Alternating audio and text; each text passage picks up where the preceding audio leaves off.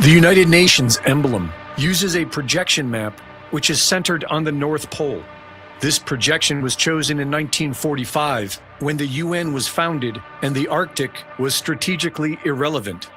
Today, it has become the world's most contested zone. The center of the UN's map is precisely the terrain that every major power is now scrambling for.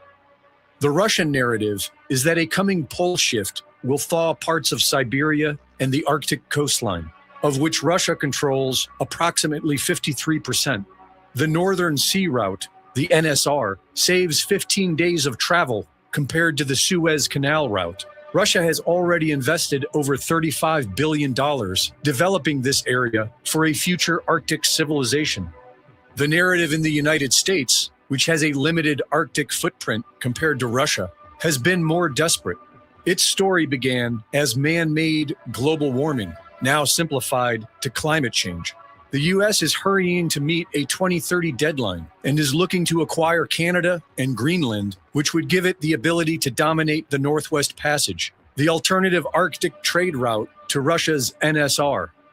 The European Union has expanded NATO to include Arctic states, Sweden and Finland. In January 2025, the EU established the European Polar Coordination Office, EPCO, in Sweden's Arctic region. China's Arctic engagement can be found in their Polar Silk Road, an extension of the Belt and Road Initiative in polar waters. China has declared itself a near-Arctic state and has been investing in Russia's Arctic projects in exchange for access. In 2025, it has completed a record number of container voyages through Russia's NSR and designates the Arctic as a strategic new frontier. We are living through the most consequential reorganization of world power since 1945, and the geological advantage for all nations is clearly centered in the Arctic region. The new multipolar world order is forming, and with it, a new financial system is being built. A new world order in which energy, food, and metals become the new reserve assets. Each of the major players is constructing financial systems designed to function independently as well as internationally. In the USA, there is Hedera's digital hash graph, which is governed by institutions including Google, IBM, Boeing, LG, and FedEx. Hedera is not a replacement for the dollar. It is a faster, more programmable upgrade of the US dollar system that works along with stablecoins, such as USDC. In China, there is CIPS, Cross-Border Interbank Payment System, which was launched in 2015 as a SWIFT alternative. But unlike SWIFT, which only handles messaging, CIPS handles actual clearing and settlement. There is also the digital yuan, which has already reached 2.25 billion wallets, more than China's entire population. And there is mBridge, China's most ambitious project, a multi-CBDC platform developed with Hong Kong, Thailand, and the UAE, allowing direct settlement between digital currencies. In Russia, there is the digital ruble and the Mir card payment system, which has issued nearly 500 million cards and processes 2/3 of all domestic transactions. SPFS, System for Transfer of Financial Messages, is Russia's SWIFT alternative and is now connected to 557 financial institutions in 20 countries. There are 4 emerging blocks in this multipolar world order. The American bloc, which is looking to include all of North America, Latin America, and Greenland. The Middle East is being fought for right now. The Russian bloc is looking to include much of its former Soviet states, as well as parts of Africa and the Balkans. The Chinese bloc is looking to include South and Southeast Asia, as well as parts of Africa. And the European bloc is looking to include the core EU and its surrounding periphery. What appears to be a series of unrelated events is more likely the controlled demolition of the unipolar world order and the birth pangs of the new multipolar world order. And through a pipeline of central banks and private think tank institutions, all roads lead to the Bank for International Settlements in Basel, Switzerland. Greg Reese reporting.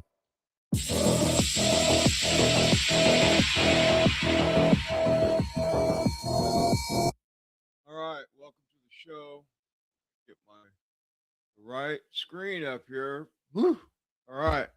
Welcome to the show. Thank you for being here. It is May 6th, 2026. Thank you for being here. If you haven't, please subscribe to the channel. We really do appreciate it when you subscribe and help us get out there on the internet. We do appreciate it. We really do, because without your help getting us out there, we people don't see us because they've got us pretty much shadow banned on most platforms, X, and I guess Rumble may be the only one that I'm getting traction, except for Getter. Getter, I get a lot of traction, but anyway. So please subscribe to the channel. We really do appreciate that, and thank you for being here. What are we doing tonight? We are going to talk about the war with Iran. We're going to get into a little bit of that. We're going to play a little bit from like Tim Dillon, Theo Vaughn. We're going to just cover some of the major things that are going on right now. We got a few things like that. This is a shorter broadcast. We got Bill Gates, and just a reminder of the surveillance state that they're doing in the CBDCs and all that stuff that's coming our way. That's just where we're at. I mean, I was hoping that Trump was going to get rid of all that stuff, but as we can all see, some things are happening. I mean, the truth is he is making some things happen. He is taking care of some of the agenda items. And so I'm grateful for that. But overall, I think he's making major mistakes. But hey, people are getting indicted every day. We're going to cover a lot of the indictments and stuff like that on Friday when we have more time. We don't. This is just a short broadcast tonight, just to check in and cover a couple things, and then we'll be out of here. But if you think about what's going on right now, you have President Trump, saying that the 702 is a good idea, which is the FISA, where they can spy on American citizens without a warrant. Now, Trump was, part of that when they were spying on him in the 2016 when he was a candidate, and he made a big old thing about it. But now he's like, we need to have this basically this surveillance state because because it's the right thing to do to so the government can keep track of you. So it just doesn't make sense. We're going to get into a lot of that stuff on Friday on our main show. It's the long broadcast that I have a co-host, and we get deep into stuff. We really get into a lot on that show. So I hope you can make it. It's 8 p.m. Pacific Standard Time, so California time. So we hope you can make it. Anyway, let's look at some of this now. I'm gonna play a John Bound about this war. Now, this clip, by the way, is old. It's not a newer clip, actually. Let's not do that. We're gonna save that juicy one from 2008 when Alex Jones was predicting all this happening. But we're gonna talk about Israel and the war a little bit through this clip here. I think that it's one of those things that we know it's happening, but we don't want to admit that it's happening. And then when it happens, we're like, we listen to some these people telling us that this is really happening now, and we've known that it's going to be happening for years because we've been told that it was going to happen. But instead, we take on a new understanding of it when we see it in our face. So anyway, stand by. Let's play this. It's the right one because I got a whole bunch. I've been working on Friday.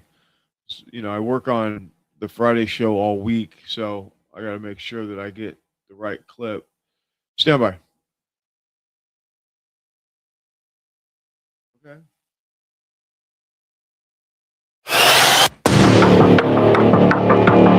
supposedly low IQ to explain that the Israeli intelligence assessment, even though the IDF disagreed, by the way. Israeli politician, leader, Naftali Bennett, explaining Israel's next step. Here's where they're going next. Watch. A new Turkish threat is emerging. I want to be very clear. Turkey and Qatar have gained influence in Syria, are seeking influence elsewhere and everywhere throughout the region. And from here, I warn, Turkey is the new Iran.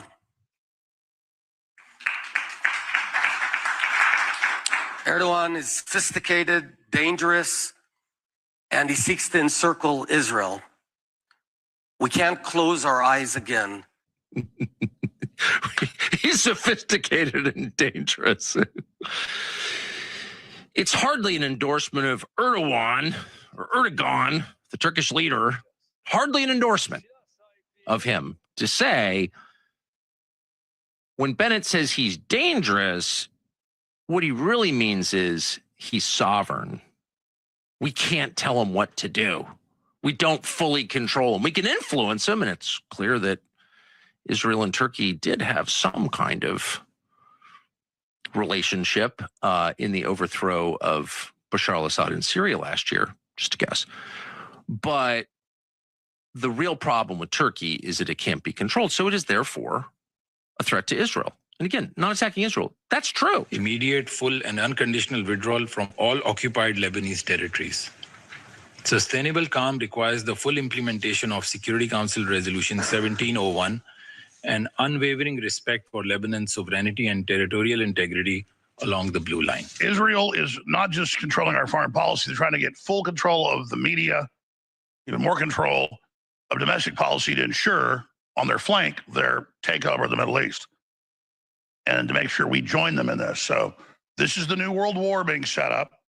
We were supposed to pivot to deal with China. Nope, sorry. Israel says China can do whatever it wants. You work for us. It's a big deal. And if you talk about it, well, you're just anti-Jewish. What? Tucker is absolutely right. This is how big empires operate, and Israel is acting like an empire because it controls, to a great extent, the United States. They've got polls in Israel. The majority of Israelis want a greater Israel. They want half of Lebanon. They want large pieces of the rest of the Middle East. And if they think they can go take it, well, then, that's up to them. But we should not pay for it, and we shouldn't die for it.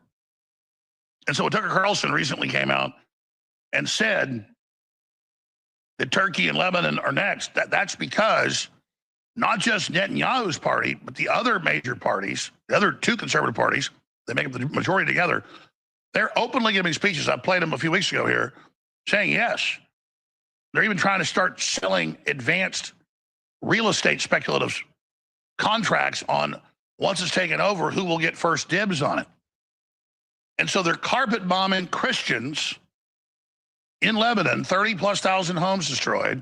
And when you tune into the Christian, Zionist channels that are the dominant channels on cable, there's not a damn word about this, except Huckabee got asked about it a month ago by Tucker, saying, so according to your interpretation of Genesis, Israel can have the whole Middle East. And he said, yes, just take it all. You want to see the clip again?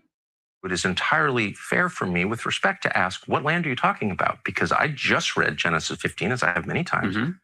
And that land, I think it says, from the Nile to the Euphrates, which is, once again, basically the entire Middle East. So God gave that land to his people, the Jews, or he didn't.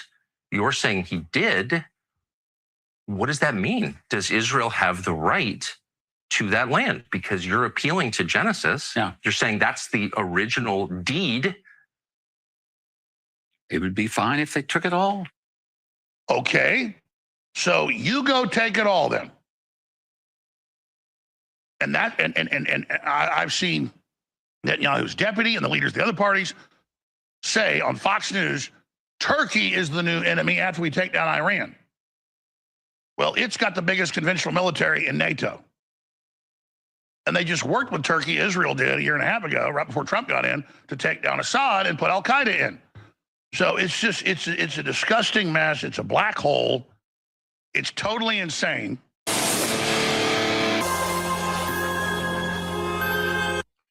So great point there, because when you think about what is, I was just thinking about who's really in charge of our foreign policy, right? Is it, are we in charge of our foreign policy, or is Israel in charge of our foreign policy? It seems like today what we have is we're being kind of like choked out and made the bagman for whatever Israel wants. It just seems that way. And maybe I'm wrong. Maybe it's not true. Maybe I'm just conspiratorial, and really what's going on is Israel's just, you know, joining us in this thing with Iran and with Syria and with you know, all these because remember, last year they went in and they took over Syria, and Israel went in and carpet bombed Syria after the Hamas thing and all that stuff to flex, and then now they've talked us into this big war that, by the way, is not going away. We had a supposed ceasefire that didn't last for very long, maybe a day, and here we are right back at it. And yeah, is Trump trying to pull away? He is, but he's handcuffed. There's nothing he could do. He tries to get out, and they say, "Oh, no, no, no, we're not done. We're not done yet. We're going to keep going." And so, we're going to get into this quite a bit on Friday for sure. But just think about that. Why are we fighting Israel's war? One, and how have we turned this into our main obligation to fight Iran, which is going to be another one of those 20-year wars that we never get out of, and then we end up losing at the end because we're fighting somebody else. We're using somebody else's policies to fight our wars, kind of thing. Because think about it, can we win a war as American military? Yeah, we can. But if we're setting up okay, we're going to go in here for 4 days, we're going to get the uranium, we're going to pull out, and then it's been 70, close to 70, I think 68 days or something that I think we've been over there now, and we're still fighting this war that we're supposed to be out of. That tells me that it doesn't matter what we want to do at this point, we're stuck. We can't even pull out if we want to. So it's just something to think about as we look at this war as it really is.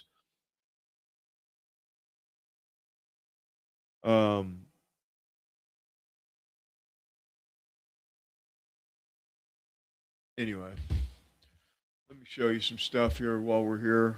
I just think this whole thing is very interesting, but let's listen to what Theo Vaughn has to say about this, because we're not talking about a war with Iran because we should be in a war with Iran. We're in a war because Israel says that we need to be in a war with Iran, and now we're stuck in this war, spending all of our weapons to fight yet another war. We did the same thing against the Russians, and we should have never been in that war either. But this is what they do. They get us in these wars that we can't ever get out of. But stand by. But I do have a lot of uncomfort about America's relationship with Israel, the Israeli political leaders. That's what I mean. I believe that group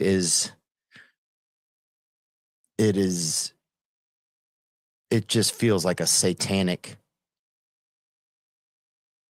regime. It doesn't seem like, it feels like they just want to cause pain. They just, they don't even know where all the bodies from Gaza are, and they're already moved on to other places that they are attacking, and that America's associated now with their attacks. And I believe that will come here one day. I don't believe that the Israeli leaders, that they have any intention to to stop that. I don't see that they have any care for the American people. It doesn't seem like that. I've never heard that spoken. And I believe that if we don't speak up now, that our children won't have the chance to speak up, either by law or by worse. And that may sound crazy to some people, and that's fine if it does. If it does sound crazy to you and you think I'm crazy on that point of view, that's okay. I don't, I may disagree with you, but that's okay. I do want to, I worked hard to be able to have a voice for myself. And so I hope at least you just respect that, or I hope at least you just see that. Like, at least I'm trying to say what I want to say. And I don't understand our government's relationship with Israel's leaders and with Israel's government. I don't understand it. It feels like there's this war machine, and then our soldiers are put into these spaces, and they're just there to serve an America that they believe in. And it's no knock against them or anything like that. It's just, it just feels like it's causing a lot of pain and fear. And yeah, I don't understand I don't understand Trump's relationship. I don't understand our political, like, why we are so beholden to this government, this Israeli government that just seems to be obsessed with control. And it feels like bloodlust, like they just it's not enough. Like, after what happened in Gaza, I don't see how there could be any other view. Yeah, and point made, right? I don't see how there could be any other view either. When we know the stand down happened. We knew that. We knew all that was happening. We also know that Israel's bombing anybody and everybody because they want to be the king of the hill, and we're paying them to fight their war. It's the craziest shit I've ever heard. It's just wild when you think about it. And again, we're going to get into this in depth on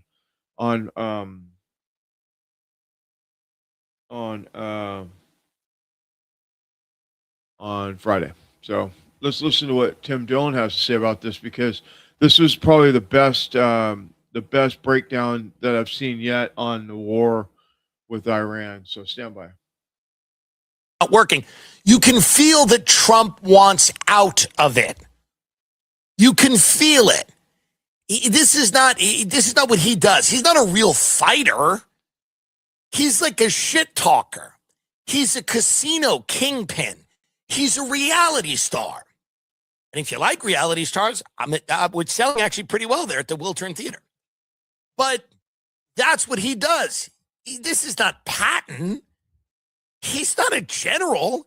He's a reality star. He's a shit talker. He's very comfortable in that game.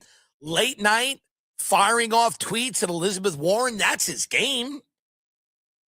Talking shit with Mika and Joe, Morning Joe, he's comfortable doing that all day long. No, a rally? Forget it. Standing there for 3 hours talking extemporaneously off the cuff, he's all in. And that's what he does. This is not where he shines. And he feels uncomfortable. You can tell he's not happy about this because this is not what he does. This is also further reason you can feel that he was really pushed into this. He felt like he had to do it for whatever reason. But there's no way that he wanted to do this, because this is not where he lives. This is not what he's good at. It's not what he's good at. Trump's the guy who was like walked around a military base, was like, or I believe Walter Reed, or it's an army hospital, and he was basically like, yeah, why do they do this? Like, because he doesn't get it.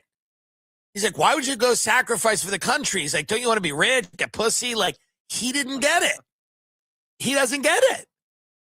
Like, that's who he is. So this is not a place where he feels comfortable. This is not what he does. So the idea that he wanted to do this, I think he was sold on it. He was sold on it, but he didn't know what it was because he'd never done it. everything was like kidnapping Maduro or, we're going to kill Soleimani, this Iranian general. We're in, light touch, boom. I destroyed ISIS, whatever. Did he? One of them's running Syria. It doesn't matter. It's a light touch. No one. Yeah, so you get the point, right? Trump is not a war. You don't know nothing about this war, and he's being advised by all these people that think they know what they're doing, and they're getting us in deeper and deeper and deeper.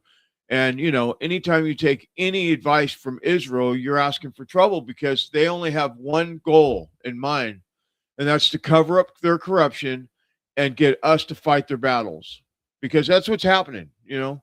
And you can get into that. We can get into the whole thing about, this war kicked off because of the Epstein files and all that stuff. I still don't believe that Trump is in the files in that aspect. I haven't seen it all after all these years. I think 12 years. 11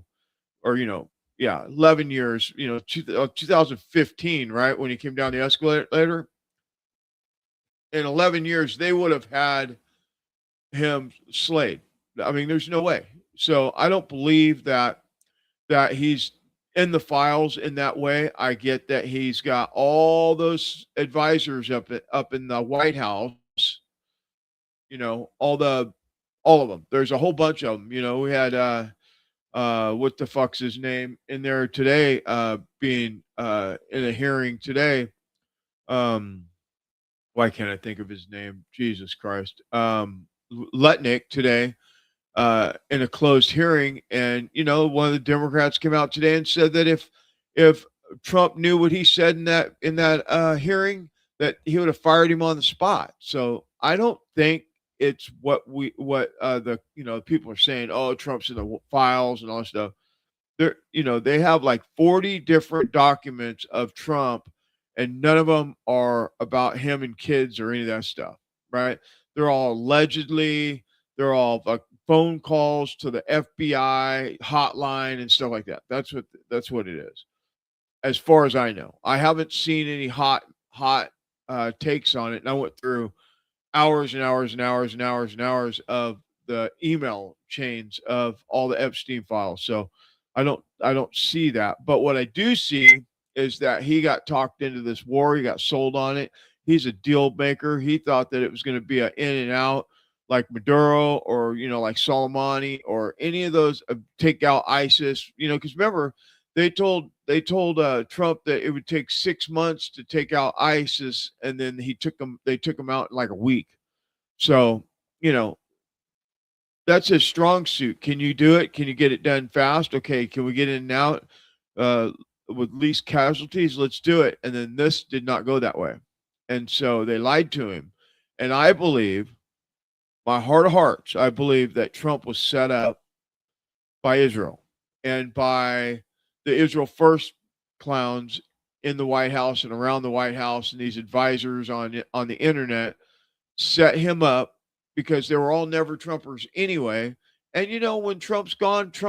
It doesn't even matter. His legacy will be shot, burn up in smoke, and they'll be back out there on their podcast or whatever the hell they do, and it'll just be another day, and they're just wrecking his name and his legacy and everything. That's what they're doing. And Trump don't see it. I mean, he's almost 80 years old. Like, how many 80-year-olds do you know that are I mean, can you think about it? He's 80 almost, and he's running the country. I'm just saying, you could do whatever you want with that. You know what I mean? But I don't like it. I really don't. I don't like it. I don't like it at all. I want to do this green black video on our way out, because we're going to go over a couple minutes here on this half-hour show, because I want to make sure and get this out. I need you to listen to what he's saying about the surveillance state. They're not talking about Israel. They're talking about the United States of America and what they're going to do in order to corner us through surveillance and CBDCs and all that stuff. That's what he's talking about. Check this out. You got to be mindful of like what they're really saying when they say it. Stand by. So number one, we measure and track. Number two, we monitor and disrupt. We have a whole apparatus. I have 40 analysts working full time, 7 days a week, 24 hours a day, monitoring extremists.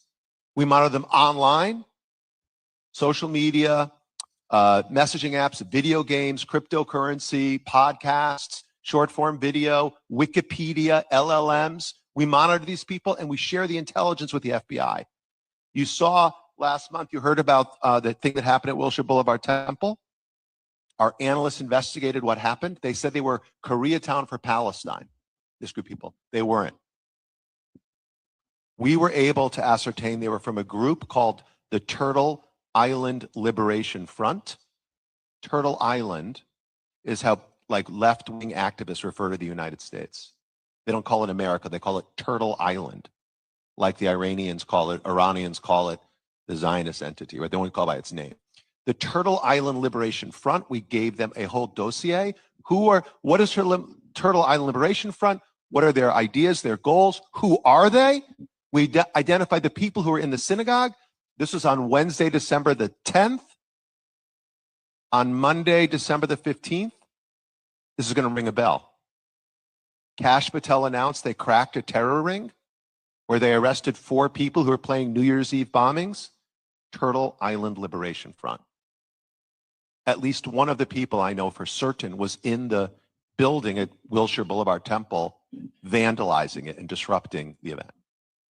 So we're monitoring left-wing radicals like the DSA and the anti-war crazies and the pro-Palestine crazies. We're monitoring right-wing extremists like white supremacists, armed militia groups. We're monitoring political Islamists and Christian nationalists, all of them. And then we train. We're the largest trainer of law enforcement in America, extremism hate. We train 20,000 officers every year. So when you hear that, do you hear America is safer because of the ADL and the CEO Greenblatt is monitoring everything you do and everything you say and on all platforms 24 hours a day, 7 days a week? Or do you say, wow, that is against the Constitution and my rights to be an American citizen? Because that's what they're doing. They are monitoring everything. And we know that they do that. There's cameras on every corner. They have, it's a complete surveillance state for sure. But listen to what he's saying. He's saying that they are monitoring and they're saying that it's for, the extremist or whatever, but what, they're monitoring everybody. And they may be going after extremists, right wing, left wing, whatever, whatever they're doing there, but they're monitoring everything and everybody all the time, 24 hours a day, every social media, every post, every text message, every phone conversation. That's what they're doing. Complete surveillance state. So, when you're talking on your phone, just remember that. When you're sending when your wife's sending you, pictures and stuff, remember, they're seeing them all. They see all that stuff. They see everything. So anyway, I'll be back on Friday at 8 p.m. Pacific Standard Time. I'll see you then. God bless you all. Thank you for dropping by for a little short broadcast. God bless you all. We'll see you then. Good night.